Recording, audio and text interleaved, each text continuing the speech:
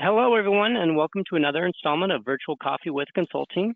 This is our 30th webinar in this ongoing series, and so we're really excited to see how far it's come along over the years, and so thank you again for tuning in. Just a reminder that today's conversation is not legal advice and should not be construed as such. Today's topic, creating a workable email and messenger strategy, will be led by Rick Serber and Jennifer Chadband, senior consultants and co-managers of consulting. And that's all for me. Jen, I will let you take it over from here. Great. Thanks, everybody. Welcome to Virtual Coffee. I know we've seen some new names joining us today, so that's really exciting. For everybody that's new and not familiar with our forum, first rule of Virtual Coffee Club is you got to have your coffee or other beverage of choice. Just kind of a symbol there. You know, this is intended to be kind of a casual forum, conversational. We like to incorporate questions, which we'll be addressing some questions that we received in advance.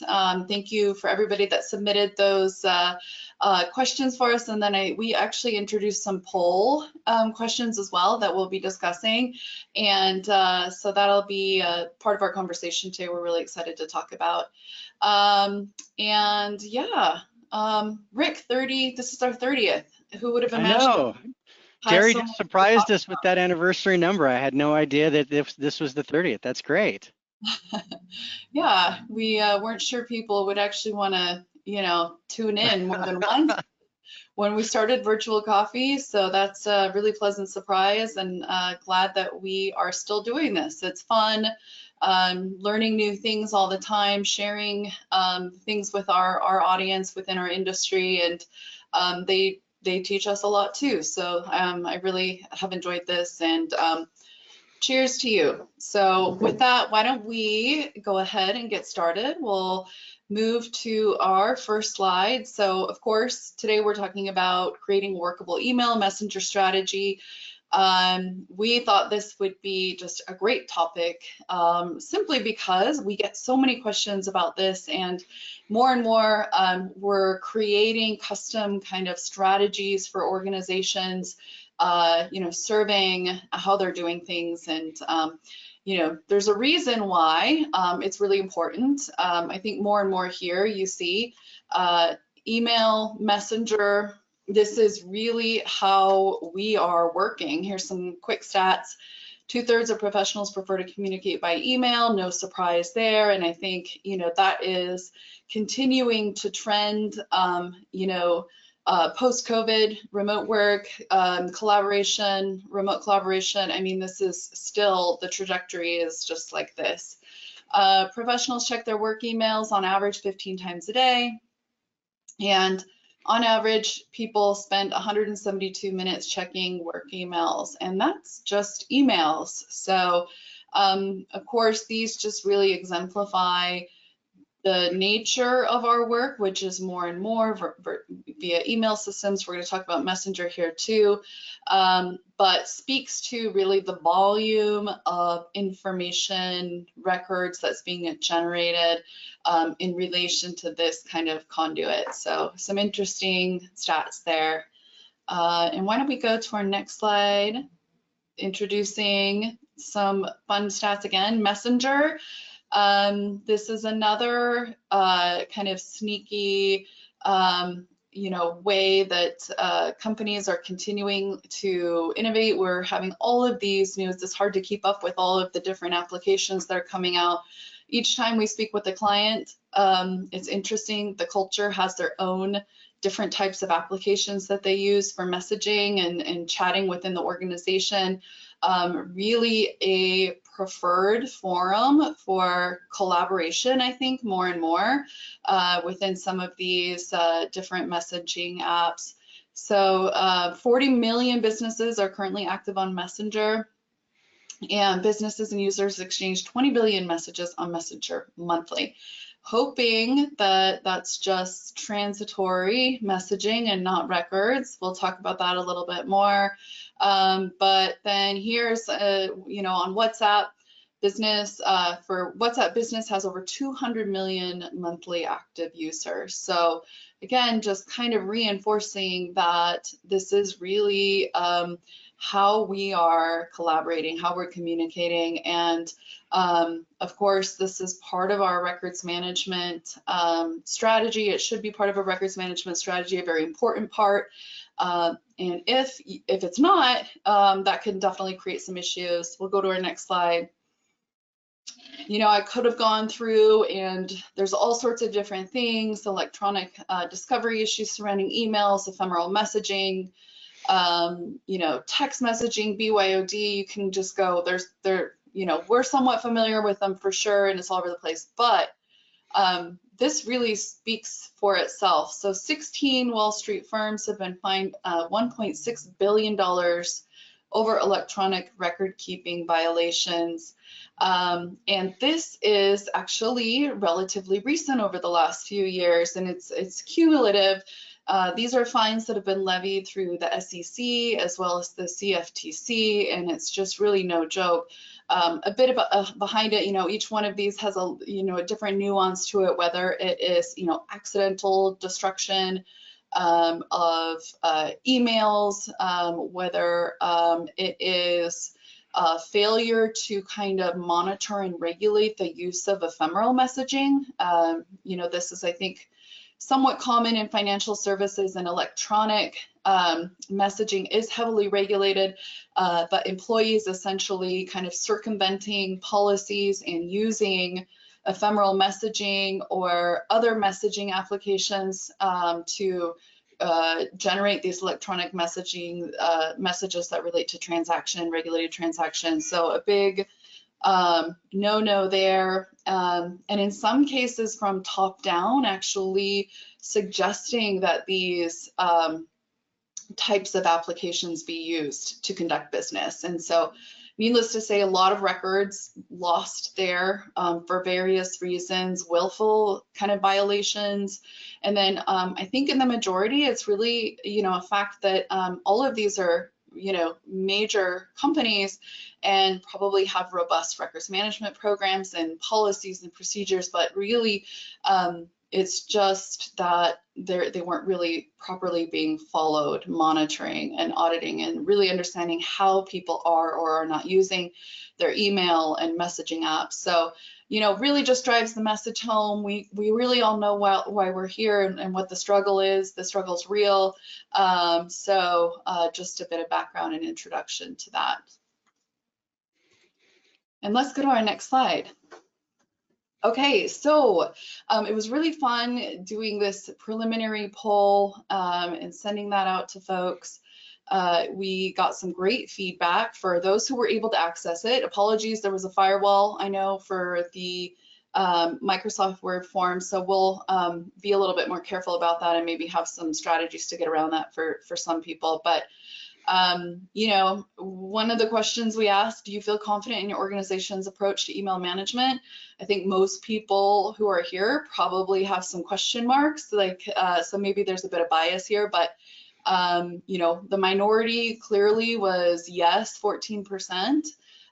More commonly, and it was a tie, people said no, or somewhat it is a work in progress. So definitely thanks for joining. I know people are here because, you know, maybe you're in the middle of it, maybe you're just getting started, maybe you've taken an approach that doesn't seem to be working and you need to troubleshoot. So we hope to kind of be able to introduce some new ideas and have the conversation and share with, you know, everybody what we're seeing out there. So great to get this feedback.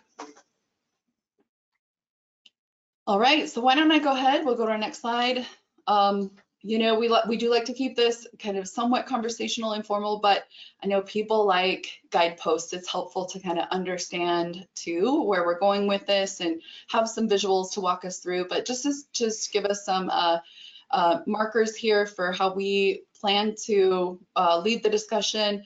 First, we're going to just kind of talk about the fundamentals, best practices, you know, within organizations, what to strive for, what does that look like? And then we're going to talk about two kind of primary approaches that we are seeing and recommend, depending on the organization and the nature of the organization, the culture, the resources available, et cetera.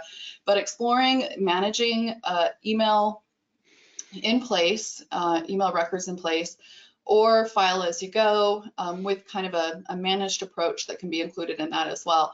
And then looking at really kind of the practical hands-on. If you're undertaking this effort on your own, we just kind of want to talk about what that looks like and all the pieces that have to come together. And then, you know, pulling it all together is really just, you know, what are all the practical aspects that we would have to develop, put into place in order for a successful implementation of whatever that decided strategy is. So just some ideas here and on how we plan to kind of lead the conversation, and looking forward to discussing with Rick and hearing any questions or comments or feedback that come in, you know, during the course of the presentation or after. Yeah, thanks, Jen. And so this is really for any record-keeping repository that these best practices apply to. We'll kind of apply it to the different scenarios that relate to email when we talk about manage in place versus, you know, file as you go. So the very first thing there, retain records in compliance with the records retention schedule.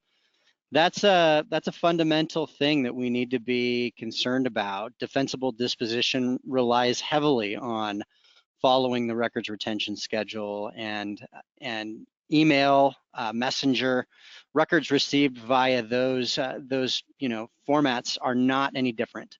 And so we also want to make sure that records are retained in a way that allow easy access and retrieval by the people that are authorized and that need to use them, and that they're secure and prevent against access from others. So there needs to be capabilities to kind of regulate those aspects as well.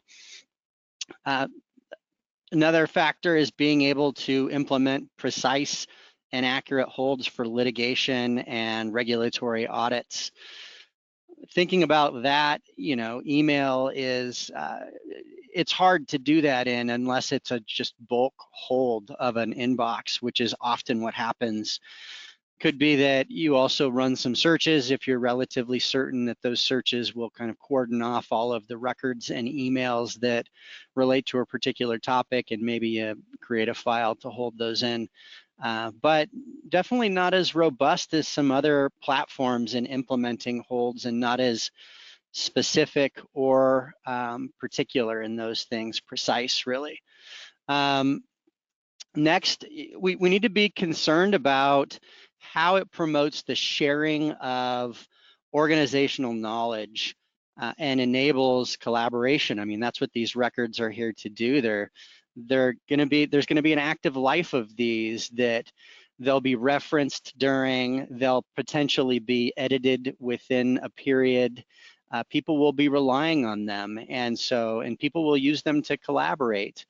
And so, you know, having a mechanism to do that is a challenge in email, with the format of email being mostly, you know, particular inboxes, and you having access to your inbox, and Jen's got access to her inbox, I've got access to mine, but there's no really kind of cross collaboration there. And so there are some strategies that can promote this collaboration, and we'll talk through those and kind of discuss solutions around a lot of these things, actually. And then I think one of the biggest pitfalls and one of the hardest things is to delete records when they're due for disposition in accordance with the records retention schedule. Deleting the records is important, but also kind of identifying that probably for most 90% of the records within email are going to be redundant, obsolete, trivial, so rot. And being able to delete the rot as soon as it's no longer needed is hard. That's one of the biggest risks of using email as kind of a records repository, is not showing that you're defensively deleting non-records and rot. And then, another big one when we get on the sensitive side of records is personal information. Quite a bit of email correspondence is going to include personal information.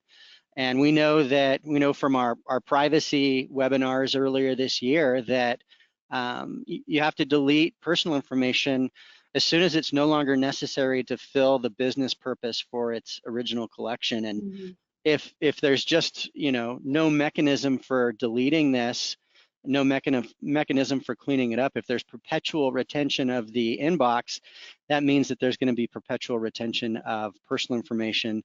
Some of that, depending on your role or your organization, could potentially even include sensitive personal information, which is highly risky to over retain. I think the final thing there is the ability to audit and report to ensure that the disposition is occurring as required, and even to kind of batch and do dispositions in a way where you can make sure, okay, this was deleted pursuant to our retention schedule. Here's the audit trial for that. Here's the disposition certification that happened. And traditionally, email is not going to have those robust capabilities to be able to audit that, push out that kind of information without workarounds and enhancements. So those are really the fundamental best practices. And next we can kind of get into what happened, the manage in place versus the file as you go. I wanted to say something really quick. I think, going to the fundamentals and best practices, these seem to really kind of, when we have clients coming to us, it seems that some of these are more of a focus than others. And, maybe as an organization who isn't super heavily regulated, but is such that, it's really important that we get our affairs in order, email everything, so that we can make sure that we're focusing on our ability to preserve important records, collaborate, have shared knowledge through the organization.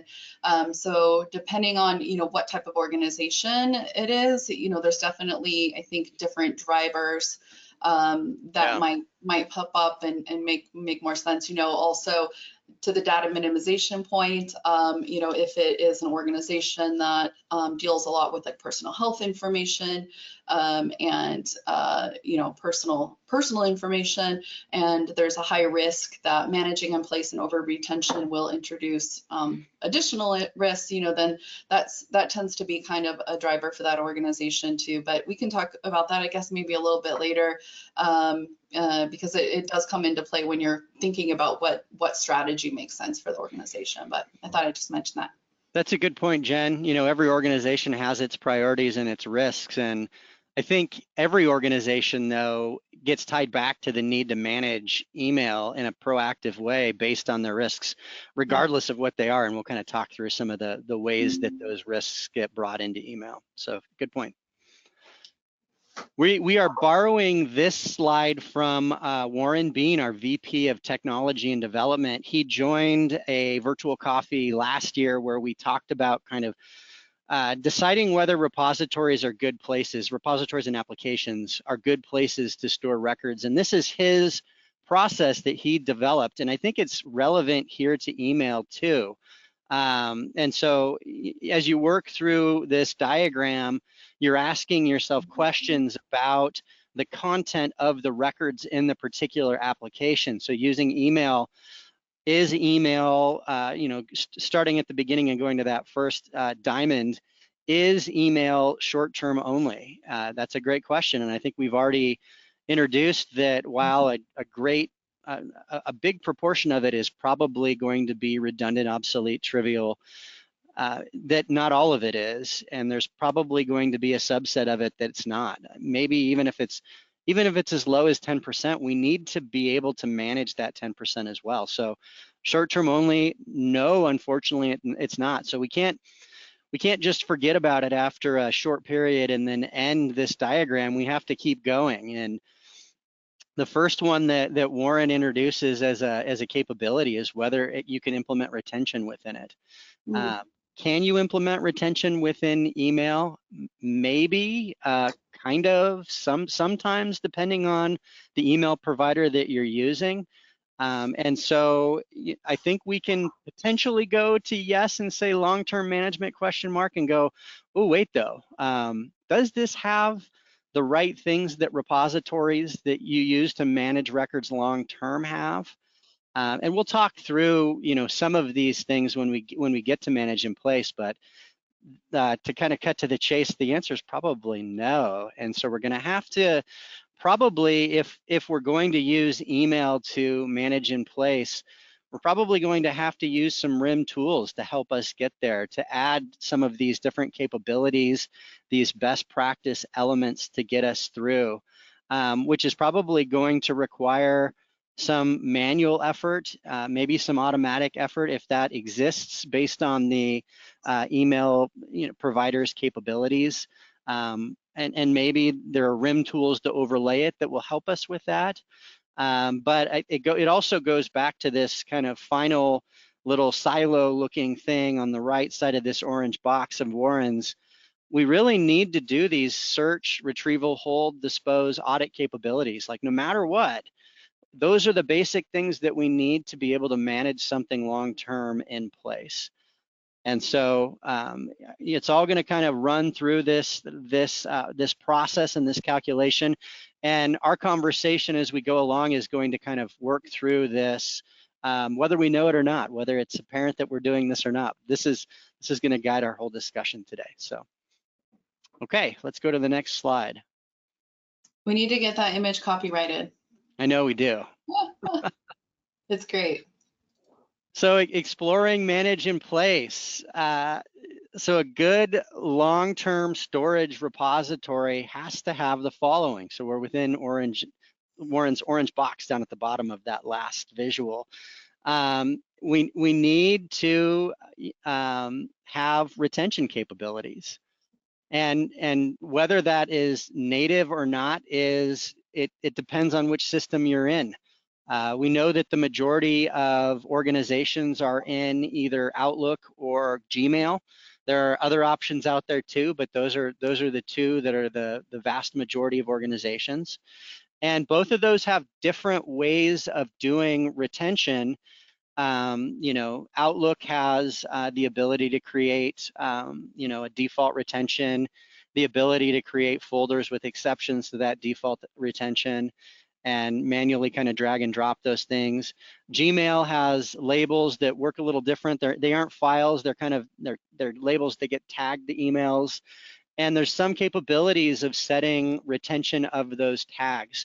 So I think both at least a rudimentary level have the ability to set retention. Now, whether that retention aligns to the records retention schedule or whether it's just kind of based on the way that users are organizing their email or tagging their email with labels, it's the wild, wild west with that aspect, because people don't use the labels and the tags in email, in Gmail and in Outlook specifically, based on the retention schedule. Usually they use it based on their own workflows and processes.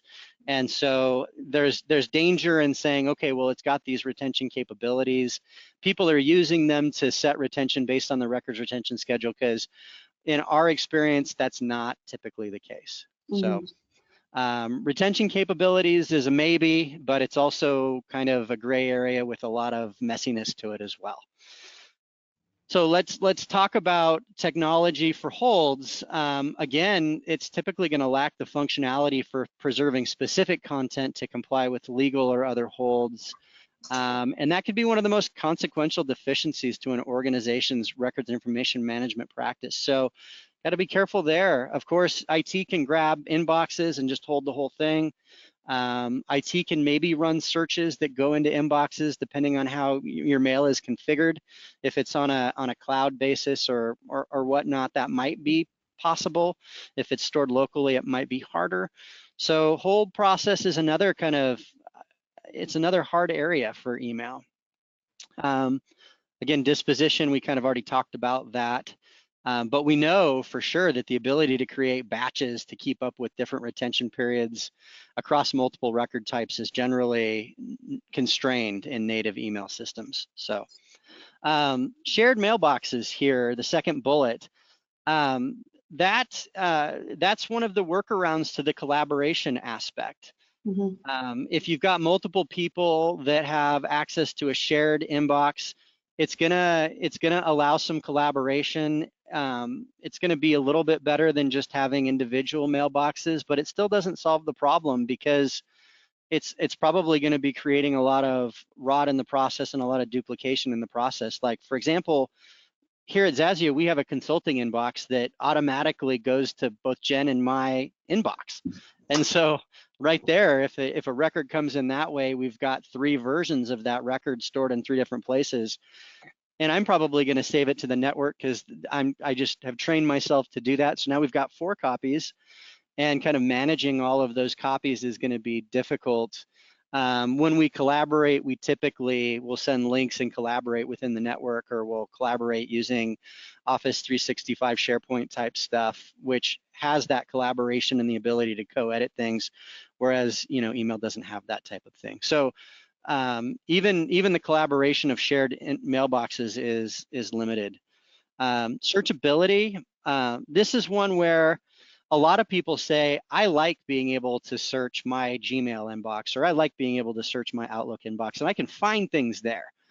And that's not the case for me, honestly. When I try to run searches in Outlook, I don't know why, but I can never find what I'm looking for.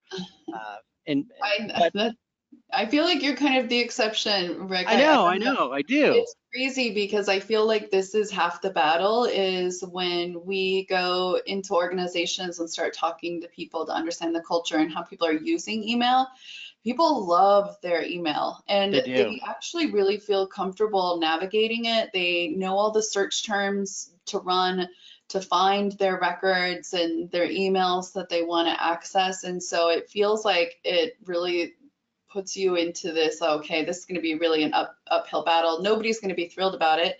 IT is not going to be thrilled about it. And people who are just so closely, tied to their email, it's definitely, it's interesting to see that. So I would say maybe you might be the exception to the rule, but I probably am, but the other side of that, though, is that even if your own email is easy for you to search and retrieve the records that you need to find, it's definitely not for other users. I can't, for example, search your inbox, Jen, to try to find a record that maybe a client just sent to you. And so that kind of illustrates, that even though it's easy for one individual to find their own records within email, it's not a good way to manage knowledge for an organization and to have search and retrieval of all records to the people that need to have that capability. Right. So. And it just underscores how important the messaging is on the initiative and why we're doing this, because I know everybody loves what they're doing already and they feel comfortable with it, but the risks, the ability to share, that messaging is really important to kind of get everybody on board. Yep. Automated filing, we'll talk about that a little bit more on the next slide, so I'm not going to go in depth on that right now, but essentially it's rules to file emails from specific people or with specific keywords to either internal locations within your email, or potentially even to save them to networks, or even to pull them out of email and into repositories. So rudimentary automated categorization going on there if aligned to the retention schedule, which it probably isn't, but there's some capabilities there. And AI only really enhances that by making things more accurate as far as what's being retrieved. AI it's growing, both Outlook within 365 and Gmail, both of those are making leaps and bounds on a monthly basis for what AI can do and how it can help. And so real potential for problem solving where email is concerned in the future there, and not as scary as some AI areas, where it comes to how it's being used. So the capstone, that's what a lot of government agencies use to manage their email, and it's a manage in place technique that essentially assigns retention based on roles. So that kind of is another manage in place strategy that tries to align with the retention schedule and set retention based on whatever role you have and the likely longest record that you might have and be touching or be unique with.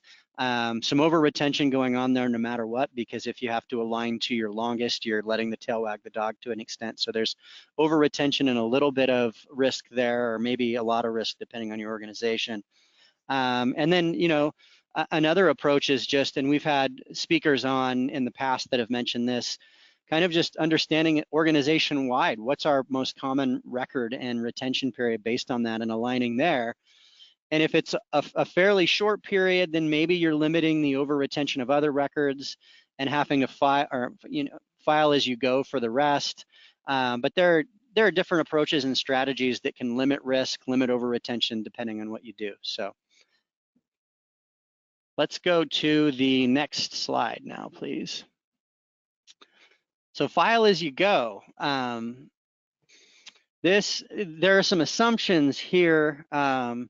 I think the biggest assumption is that you're setting a default retention period that is relatively short.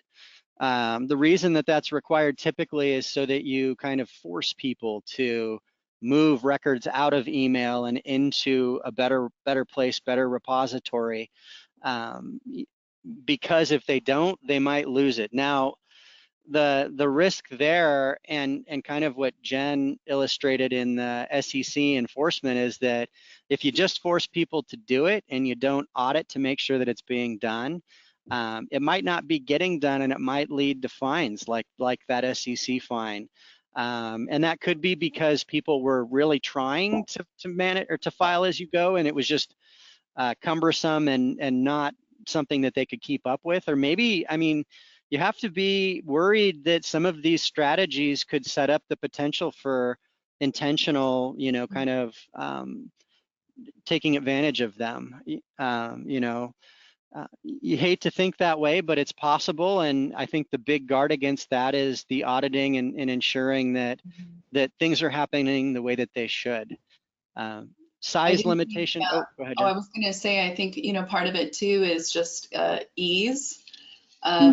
I think that's kind of one of the things that has to be important here is that the process that gets set up or, whatever the solution is, has to be fairly intuitive and easy such that people aren't circumventing it to go to, immediately this, this is more comfortable. Because even if something is prohibited under the policy and people will still try to find the easiest solution.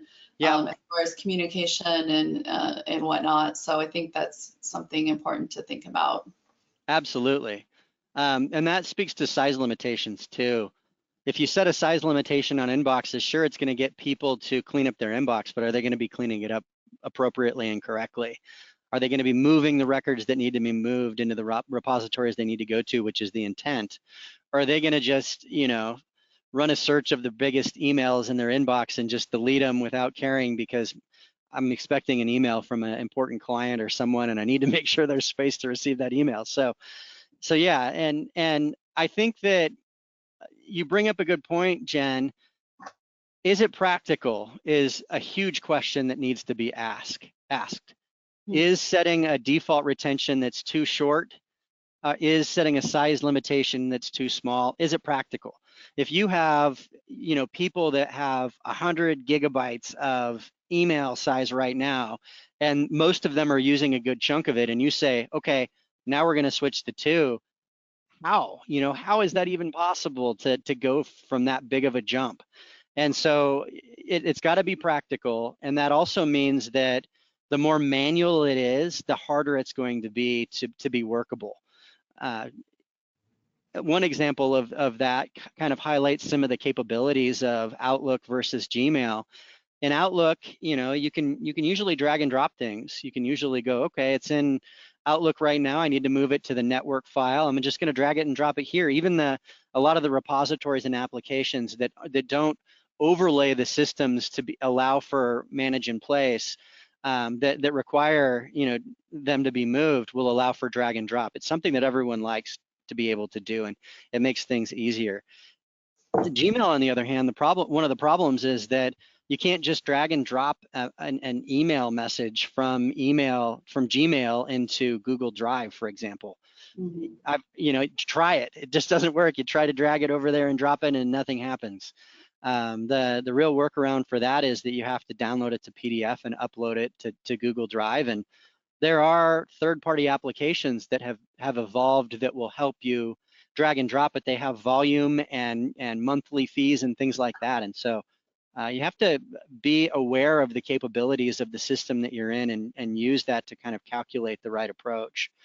And really, automation is always going to be helpful. One example that we can use here is, I don't know how many people on this webinar are familiar with Pipedrive, but I mean, it allows you to just copy at Pipedrive, you know, your internal Pipedrive system in an email going out to a client or whoever you may be sending it to auto add that email to the record within the system to manage it there. Now, whether the system itself, like Pipedrive, has the capabilities to manage retention robustly like a repository should is another question, but there are capabilities out there that will, you know, for example, if an email is coming in from a particular person or using particular keywords, not only will it file it, you know, within internal email files, it could pull it into the repository, and if that repository is a great place, bam, you know, you've got some automated processes that could be, you know, even classifying if you have things set up correctly to align to the records retention schedule. I think the best case scenario for these are, you know, there are several electronic records management software system tools out there that, you know, you can leverage to be able to either set over retention to manage in place and add, you know, the capabilities to do auto disposition to align to the retention schedule, all of the good stuff that a robust repository will have, or that will pull it into the system itself to allow for all of the best practice items that we previously discussed. And so I think that's the only easy button that really exists. And this is really kind of the approach you would want to use for messaging platforms, right, Rick? I mean, messaging as well, yes. You know, I think first we see that by policy, it's made clear that this is, you know, messaging per se is really supposed to be for more transitory communications and not really appropriate for storage of records. If a record is created, make sure that it's kept appropriately. And I think based on the more casual, you know, nature, what you see is a difference in retention period, right? A default retention period, with Messenger oftentimes being potentially shorter than for the default retention period compared to email, which is appropriate and just based on the nature of how it's used within the organization. But again, to be careful about that, because people will kind of do what they want to do in Messenger. You know, more and more is just so, you know, native to how people are communicating and how they prefer to communicate. So again, just something you have to be really careful about in planning. And it's really organization specific. You know, going back to that SEC violation, a lot of those financial institutions were broker dealers. And there are specific requirements that say you have to retain interactions and communications with clients for a specific period if you're a broker dealer. So that takes their like general client correspondence out of just the norm, which is this is not a record, this is trivial kind of stuff that we don't need to be reserving long term. And it automatically says, okay, you're probably going to have a retention schedule category dedicated to these. And these all, I mean, that's an example of where, you know, it's not really content based, it's maybe medium based, because any messenger or email, it's at minimum going to fall into that category for broker dealers. Now, other organizations, it's not that way. And for most organizations, you can kind of default to what we had a pre-submitted question or comment that said, I don't understand why email and messenger is treated so differently. The records management principles don't change because of the medium, and that's usually going to be the case, but not always going to be the case in some specifically regulated areas like broker-dealers. That's a good point. Okay, next slide. Next slide, and I hand it back to you, I think, Jen, to kind of talk through some of the practical hands-on. Sure. I thought this one was kind of interesting, Rick talking about the capabilities of different email systems and everything.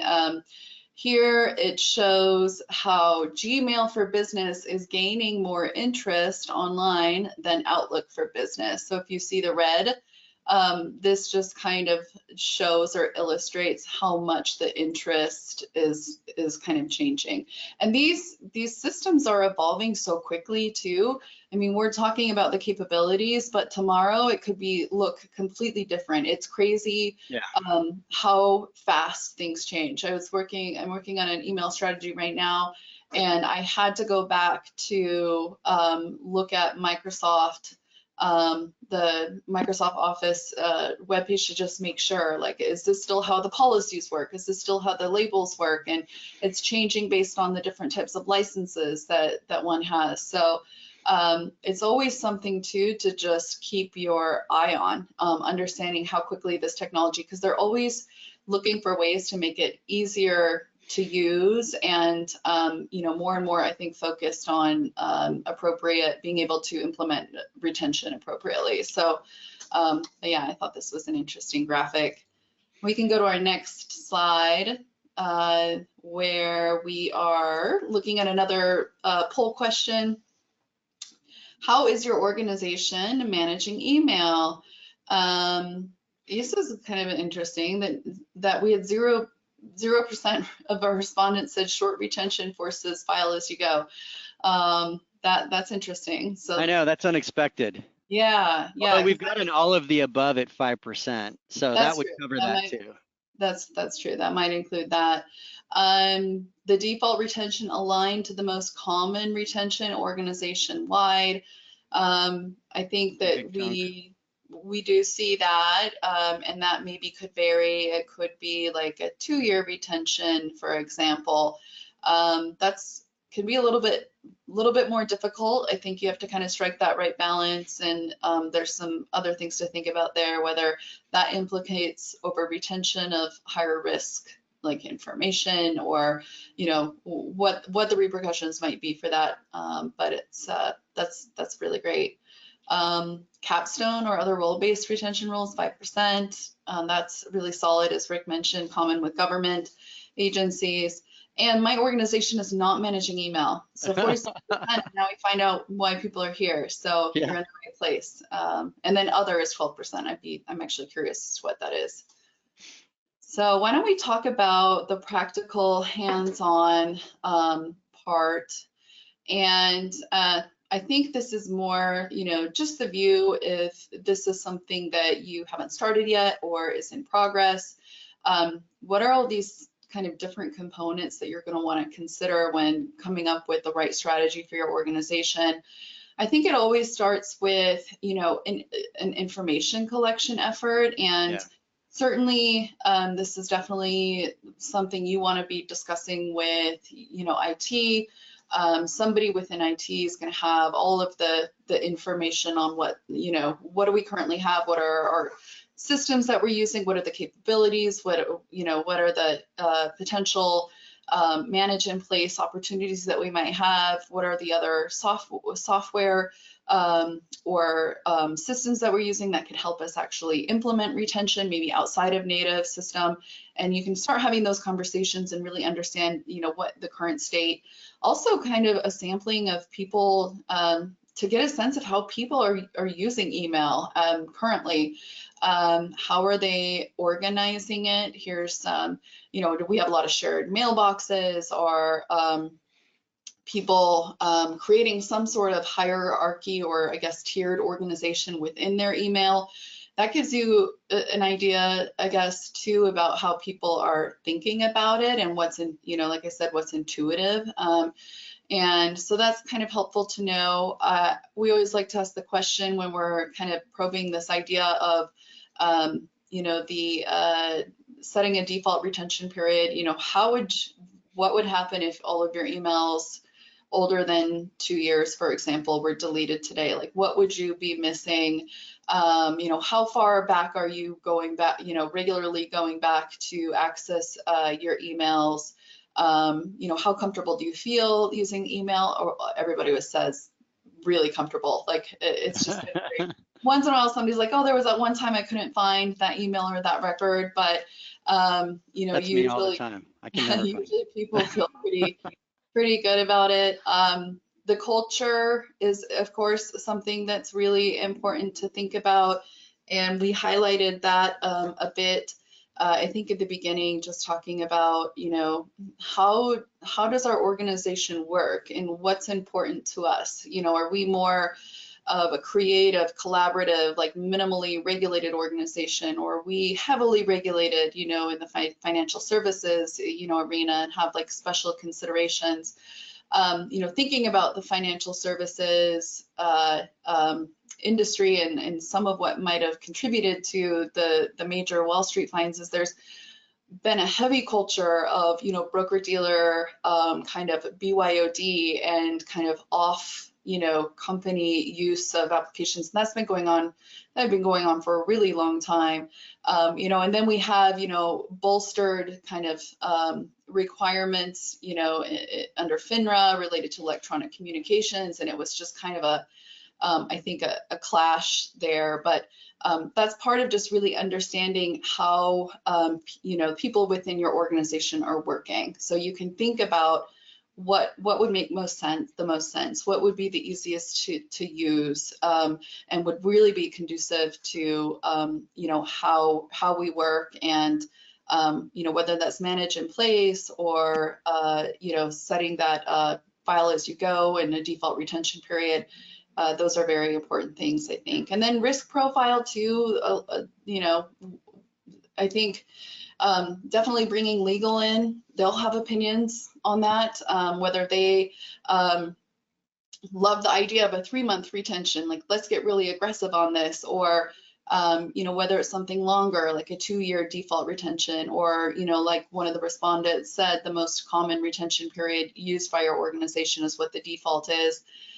So there will definitely be opinions from legal, and even, you know, to the extent that you can get a sense and get top-down buy-in and information as to, you know, what the vision ultimately would be. Anytime you can get that information and involvement, you know, of course, I think it's merited for an organization-wide email strategy that you get that type of information and have that type of support for this type of initiative. So that's kind of, you know, this information finding thing and weighing all the different factors before you are able to kind of put a strategy together and all those details. So why don't we go to our next slide, which is another fun poll question.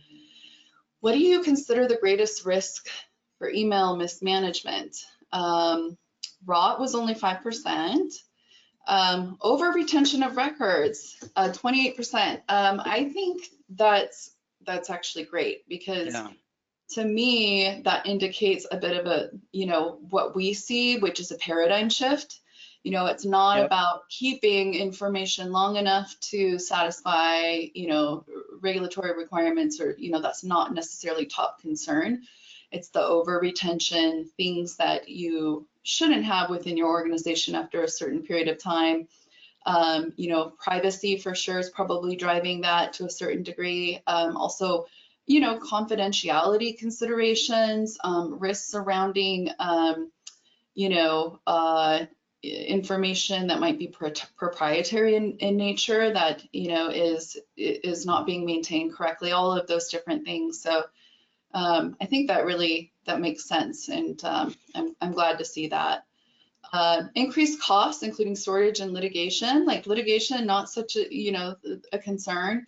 Costs, people can just, cloud storage more and more is cheap and easy. I mean, I think that's part of the battle too, is, oh, people want, more space in their email box. Well, let's just get some archival, archive space in the cloud, and we'll just give them some more space, So I think that is part of the battle too, is that it is becoming, it's less and less expensive to be able to buy storage space, for email.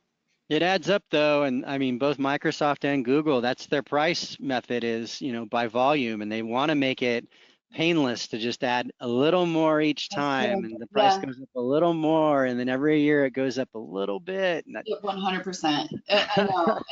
And I think too, we have seen that it's like, oh, that's not such a bad deal because it's not physical storage space, that they're dealing with. But for really large organizations, there's kind of a threshold where it's like, oh, like this isn't sustainable, really. So, I mean, I think that's absolutely the truth.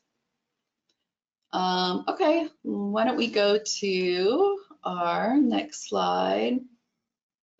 So, there's really, and to be quite transparent about it, anybody who is in the thick of it, who's had a chance to start to look at this or dabble in it, you really understand, all of the different pieces across the organization that really have to come together in order to make a strategy successful.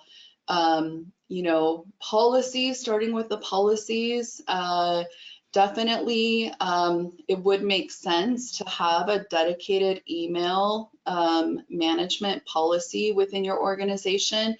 Sometimes we see it as part of a broader records management policy as well, which addresses records, non-records, transitory information, and everything. So it could kind of fit into that sort of a scheme as well. But, it does make sense more and more to consider having, a standalone email management policy.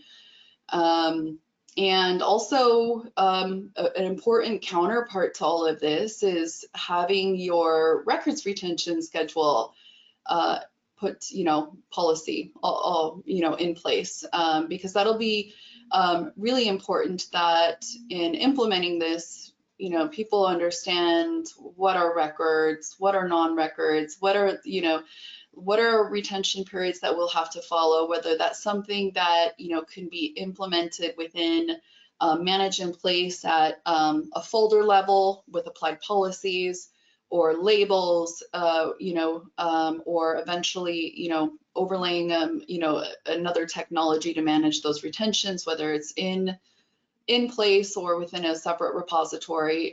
It is all part of the bigger plan, knowing, that we have our retention schedule in order and we're ready to kind of make sure everything is coming together the way that it should. So an important part to that. Also processes.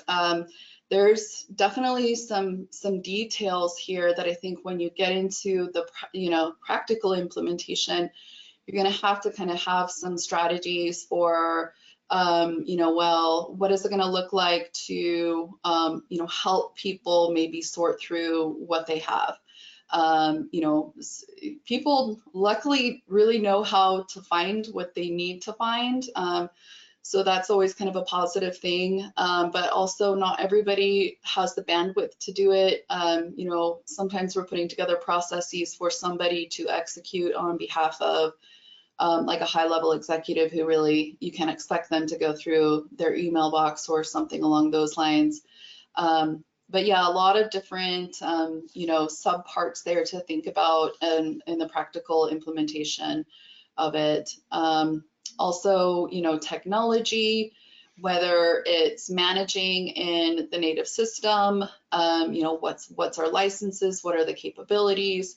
If we can highlight the risks, would we be able to justify maybe elevating or going to a different license that maybe has more retention capabilities? The difference between E3 and E5, for example, in Microsoft is quite a bit different as far as, you know, the labeling capabilities at an individual email level. But it's also a lot more expensive, and especially when you're thinking about, you know, volume for really large organizations, it could be something that's difficult to justify. You know, thinking about electronic records management solutions that could be brought in as well. And so there is definitely that point in time where it's really bringing in the technology aspect and having all of those puzzle pieces, you know, come together, which is why, oh, were you going to say something, Rick? I was going to say, at least though, like some of these things are calculable. Like you could estimate if you were to set a default retention at 2 years and force people out and set, you know, inbox sizes at a certain amount, you can estimate how much that might reduce the volume of the information that you're storing in your provider's, you know, cloud, and estimate what kind of a savings that could potentially give you. And so, I mean, at least the ROI on it is fairly easy to calculate, and Yeah. that's a benefit if you're going to try to bring one of these initiatives. Oh, 100%. I think that's a really great point. You know, I think that as with any kind of records management initiative that we undertake, it's always great to make sure that you have a good plan in place. You know, how are we going to first implement this to everything that we currently have? You know, basically the looking back, going back and, you know, first applying it versus what will this look like moving forward. Again, that kind of ties into processes and the overall strategy and plan. Training will be really, really instrumental, and this might definitely be multifaceted. So, you know, coming in from the records management aspect and you know, reinforcing and making sure that you people really understand, you know, what is a record, what's an email record, and then also there's the technology aspect to it. So you can expect, I think this would probably put some, you know, require some resources from your tech team as well. So it's something to be mindful of. And, you know, we had somebody submitted a question, how do you get people to actually do what they're supposed to do? And this is always the age-old question. We have a couple of blogs too that we had one published a couple of weeks ago by Jake Naylor, one of our senior analysts here. We have another one, our GC is actually publishing a blog on it. You know, really the nuances of successful training. And I think from our perspective, constant communication, having that, you know, whether it's like fun, little reminders, you know, periodically, routine onboarding, training, you know, annual refreshes on training. It's really communication and like positive, I think, communications. Yeah. And then also keeping the door open for people that have questions. You know, it flows that way too. That's the counter. That's a really important part of training, is making sure people understand things and can have their questions answered. But that's a great question. And training is a very important part of this. Pilot is something you want to think about. Start with one area. Maybe it's a less complicated. You know, these people really have their records together. Maybe it's HR. You know, they're clearly storing everything that they need to store in Workday.